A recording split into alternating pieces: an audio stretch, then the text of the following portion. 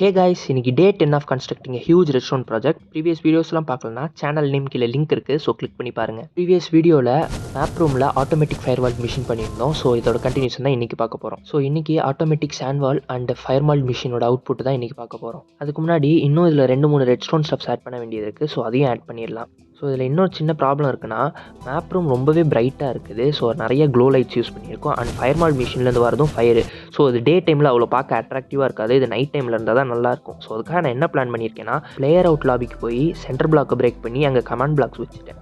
And அந்த command பிளாக்கில் night ஆகிறதுக்கான ப்ராம்ப்டையும் ஃபிக்ஸ் பண்ணிட்டேன். ஒன்ஸ் த பிளேயர் இன் லாபிலேருந்து பிளேயர் அவுட் லாபிக்கு வந்து இந்த லிவரை வந்து அமுக்குனதுக்கப்புறம் இங்கே வந்து இந்த வேர்ல்டு வந்து டோட்டலாகவே நைட்டாக மாறிடும். பட் இது பர்மனெண்ட்டாக இருக்காது.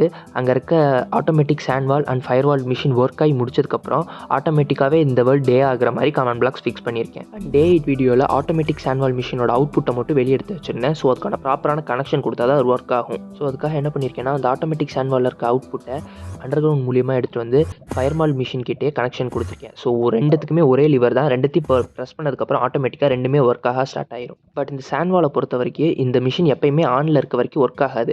ஆஃப் ஆனதுக்கப்புறம் தான் ஒர்க் ஆகும். ஸோ இது ஆன்லேயே இருக்கிறதுக்காக நான் என்ன பண்ணியிருக்கேன்னா, ஒரு ரெட்ஸ்டோன் டார்ச் மூலியமாக இதுக்கு கனெக்ஷன் கொடுத்துருக்கேன். ஸோ இந்த ரெட்ஸ்டோன் டார்ச் எப்போ ஆஃப் ஆகுதோ அப்போ தான் இந்த மிஷின் ஒர்க் ஆக ஸ்டார்ட் ஆகும். அது இன்னும் புரியறதுக்காக அங்கே என்ன மெக்கானிசம் மேக் பண்ணியிருக்கனோ அதை சின்ன டெமோவாக நான் இங்கே மேக் பண்ணியிருக்கேன். ஸோ இங்கே இருக்க ரெட் டார்ச் தான் அந்த வால் மிஷினோட பவர் சோர்ஸ். ஸோ இது எப்போ டர்ன் ஆஃப் ஆகுதோ அப்போ ஒர்க் ஆக ஸ்டார்ட் ஆயிரும். இதை டர்ன் ஆஃப் பண்ணுறதுக்காக என்ன பண்ணியிருக்கேன்னா, அந்த ஃபயர்வால் மிஷின்லேருந்து ஒரு அவுட்புட் கனெக்ஷனை ரிப்பீட்டர் மூலியமாக வெளியே எடுத்திருக்கேன்.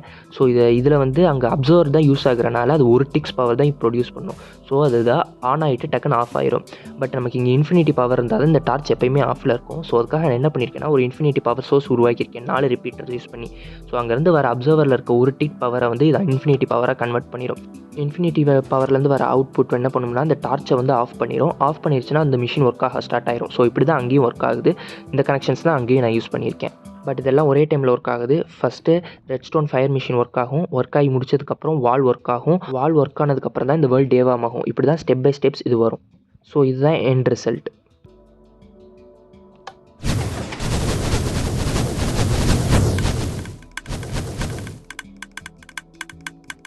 இப்போ இது ரொம்ப கிளிச்சியாக இருக்குது. பட் இதில் ஷேடர்ஸ் அண்ட் அனிமேஷன்ஸ் மட்டும் ஆட் பண்ணால் ரொம்ப சூப்பராக ஒர்க் ஆகும். பட் என்கிட்ட ஷேடர்ஸும் இல்லை, அனிமேஷன்ஸும் இல்லை.